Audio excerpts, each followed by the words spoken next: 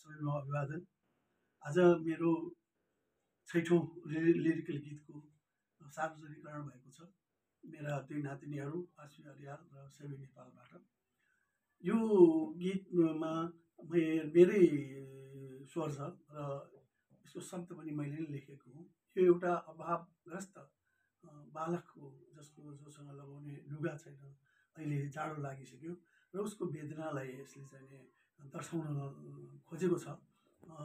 यसमा चाहिँ सङ्गीत विजय गुरुङले दिनुभएको छ र योभन्दा अगाडि मैले तृप्ति खड्का गुरुङसँग डुएट गीतहरू गाएको थिएँ। यो मेरो चाहिँ पहिलो एकल गीत हो र यसरी आज छैठौँ गीतको यो सार्वजनिक हुँदाखेरि मलाई अत्यन्त हर्ष लागेको छ। यहाँहरू सबैले अगाडिको गीतहरू सुन्नु नै भएको होला।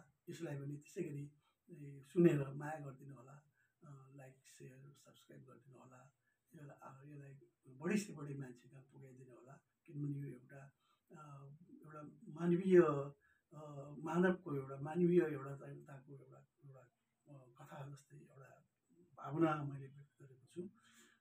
यहाँहरू आइदिनु हो यो कार्यक्रममा, त्यसको लागि म आभार र धन्यवाद प्रकट गर्छु। हस् त, नमस्कार।